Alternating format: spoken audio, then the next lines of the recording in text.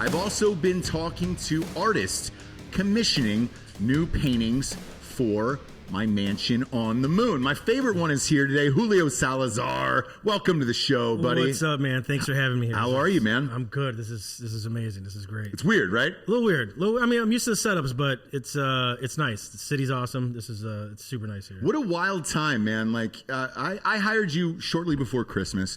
I was a huge fan of your work online. Yeah, thanks for that, by the way. You paid for, I think, half of my kids' private school. So Did I really? Yeah. You're welcome. Yeah. You're welcome. Well, hey, thank AMC and GameStop, actually, you know? Shout out to them for paying for it. But you're one of the very best artists on the planet. Long story short, last year when Kobe Bryant died, right. I was tagged in a painting that you did of Kobe Bryant by like 15 or 20 Drinkin Bros. And they were like, hey, man, we know you love Kobe Bryant. You're a huge fan. There's this dude that made this painting that's incredible. And I was struck by it. And I was like, shit, I've got to reach out to this guy. I didn't even know that you weren't necessarily a Drinkin Bros listener. And I think when I hit you up, you were like, yo, that's cool. I'll sell you the painting. But like, what the fuck do you do? yeah. I had no idea. And believe it or not, that painting, I painted half of it. And then it just sat there for months. And then I was literally going to paint over it. But one of my friends is a huge basketball fan. He's like, dude, you have to finish that painting. And sure enough, like I finished it and I threw it up and people started tagging you. Yeah. And I called and I was like, hey, dude, this is incredible. We just moved into a new place in Texas, a new house. I've got to fill up these walls. And I was like, dude, I would love this for my office. It was gorgeous. And obviously I flipped out over it. And so did my wife. And then for Christmas, she's a huge Anthony Bourdain fan. We're kind of putting up like classy paintings of like our favorite celebrities all throughout the house. Right. Because obviously we work in entertainment. And then you did an Anthony Bourdain pick for her. Right, yeah. So the Bourdain I did, you saw the first one I did. Correct. And I was a giant fan. Yeah. But I didn't know whether or not to be like, hey, man, is it cool if you just paint another one? Like, you don't seem like that type of artist. No, I don't. I never paint the same thing twice. It's just, it kind of devalues it. Then, the person gets all pissed off. It's like, hey, what the fuck, Yeah.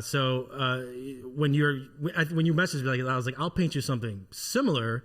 And in a way, I think yours just came out way cooler. It did. There's, the first one didn't have a ton of texture, didn't have all the colors that yours got. So, so yours, and also I busted my ass getting yours done by Christmas. So. Yeah. And it was like the greatest gift of all time. Yeah. And then boom, stonks explode. And I was like, hey man, I'm going to need another painting from you. Yeah. And I'm gonna show it here today because we're huge fans of Dave Chappelle, obviously here on this show and in the studio. And boom. I mean, look at that, dude. That is beautiful.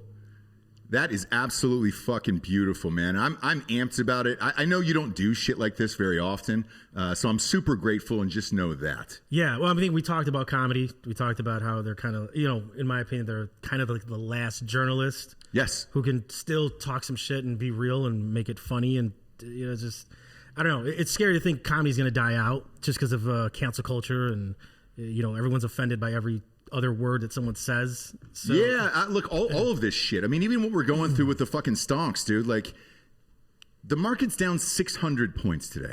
Like every media story is like, oh my God, market's crashing, it's bleeding or whatever. It's like, no, it's not. The stocks that are doing great, like AMC, are up 60% today. They're all Reddit stocks. The world might be changing, but it's definitely not fucking dying because of this. Well, and I think, but to your point, I think comedy is changing to where it's like, dude, it's podcasts now. It's shows like Drinkin Bros, Bill Burr, all these other guys, Joe Rogan, who are able to have a different voice and get out there other than the narrative that we were put under of like, hey man, you got to go to Hollywood. You got to go do a fucking sitcom. You got to go do some bullshit show, with a mixed family and a kid, and there's got to be a trans person in it and all that stuff. Like, I think all of it is changing right now. Oh, for sure, yeah. I mean, you can't turn on TV right now without seeing just this world just crashing.